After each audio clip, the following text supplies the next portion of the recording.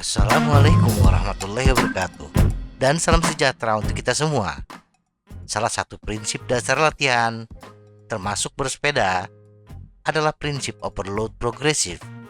Prinsip tersebut menekankan bahwa untuk meningkatkan kecepatan dan kebugaran, latihan harus dilakukan secara bertahap dengan meningkatkan jumlah latihan yang kita lakukan dan dilakukan terus-menerus. Prinsip ini tidak hanya berlaku untuk pesepeda kompetitif, tetapi untuk semua pesepeda. Walaupun tujuan meningkatkan kinerja, bagi pesepeda non-kompetitif bukan meningkatkan kecepatan sepeda, tetapi setidaknya meningkatkan kinerja.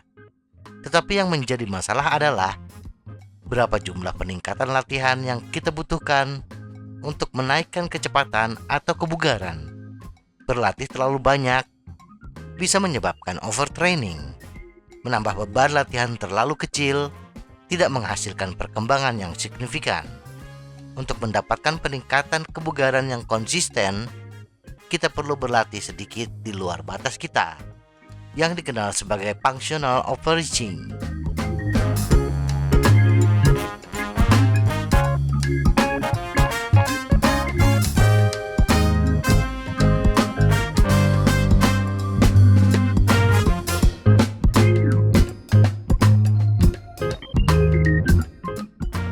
Konsep functional overreaching.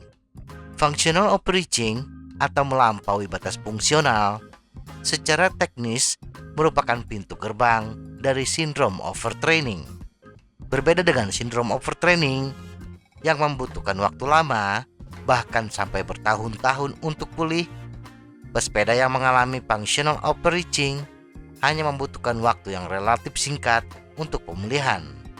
Functional overreaching didefinisikan sebagai penurunan kinerja jangka pendek dari beberapa hari hingga minggu. Functional overreaching dianggap sebagai bagian normal dari proses pelatihan yang sangat keras dan istirahat yang sangat baik. Tetapi sebagai gerbang overtraining, potensi tergelincir ke overtraining sangat besar. Untuk menjaga agar kita tidak tergelincir ke overtraining, kita harus mengetahui batasan diri kita sendiri. Batasan overreaching.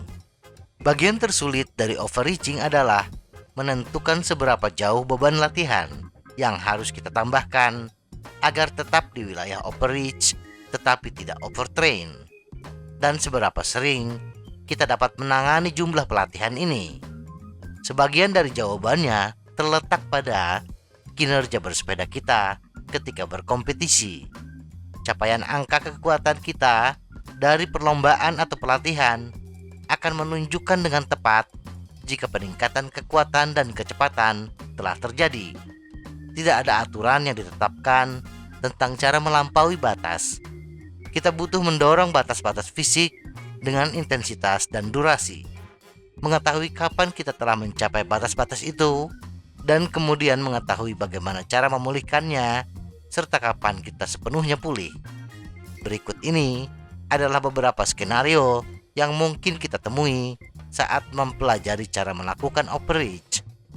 Jika kita benar-benar overreaching dan pulih dengan benar, kita akan melihat peningkatan kecepatan, daya tahan, dan atau kekuatan. Biasanya dalam 1 hingga 2 minggu. Jika kita tidak melihat peningkatan kebugaran setelah beberapa minggu, tetapi kita mempertahankan kekuatan dan kecepatan yang sama, maka kita mungkin tidak overreaching. Jika kita mengalami tingkat kelelahan yang lebih tinggi selama lebih dari 2 minggu, bersama dengan kekuatan dan kecepatan di bawah standar, maka kita mungkin telah overreaching terlalu jauh atau overtraining. Mengetahui saat kita sudah berlebihan. Jika seorang atlet terus berlatih dengan intensitas dan volume yang lebih besar saat dalam keadaan overreaching non-fungsional dapat terjadi, membutuhkan lebih banyak minggu atau bulan untuk pemulihan penuh. Jadi, penting untuk mengetahui kapan kita mencapai batas fisik kita. Pengerahan tenaga yang dirasakan lebih tinggi dikombinasikan dengan output daya yang lebih rendah dan detak jantung yang tidak merespon adalah tanda-tanda kita overreaching. Meskipun penurunan performa dan kekuatan dapat terjadi, hal itu tidak selalu terjadi, terutama bagi atlet yang sangat terlatih, yang dapat mempertahankan output daya tinggi di akhir periode pelatihan. Seiring dengan kinerja dan pengarahan tenaga yang dirasakan, penting juga untuk mempelajari keadaan mental atau suasana hati kita. Mudah marah, kurang fokus, dan kurang motivasi adalah tanda-tanda kita overtraining. Pemulihan. Mengetahui cara memulihkan diri secara umum adalah penting, tetapi sangat penting ketika kita baru saja menyelesaikan blok latihan yang sangat keras. Pengurangan volume dan intensitas latihan harus dilakukan setidaknya selama seminggu atau lebih jika kita masih mengalami kelelahan mental dan fisik yang lebih besar. Memulai minggu pemulihan dengan beberapa hari benar-benar tidak berolahraga, diikuti dengan beberapa hari bersepeda di zona 1 yang mudah, akan mempersingkat waktu pemulihan kita.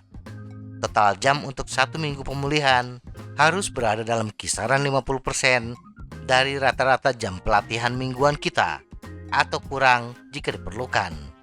Jika seorang atlet pulih dengan cepat, maka biasanya motivasi, perasaan yang baik, dan kaki yang kuat kembali muncul pada akhir pekan minggu pemulihan.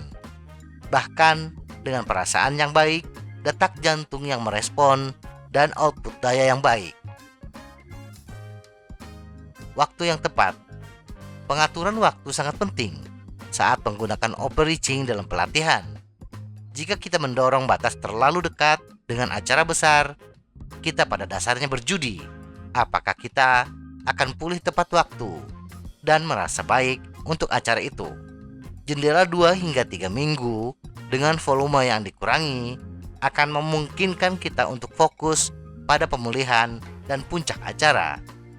Selama periode pelatihan rutin yang jauh dari acara puncak, kita bisa melakukan lebih sering overreaching. Kita memiliki lebih banyak waktu untuk menyesuaikan latihan dengan lebih banyak pemulihan jika diperlukan, dan untuk mempelajari batasan kita dengan stres latihan. Sadarilah seberapa banyak stres latihan yang kita alami setiap saat, dan istirahatlah saat dibutuhkan. Overreaching dalam pelatihan adalah kejahatan yang diperlukan.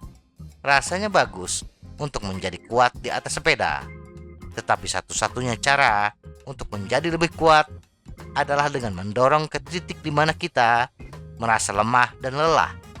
Mengetahui persis di mana titik tersebut akan membantu kita untuk dapat menghentikan latihan, istirahat, dan pemulihan tepat waktu.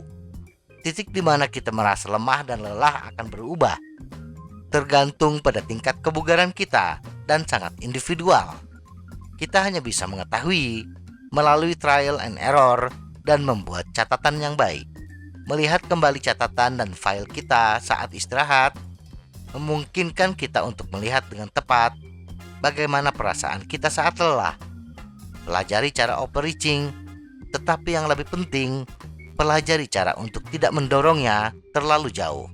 Semoga informasi ini bermanfaat. Tetap sehat, salam goes.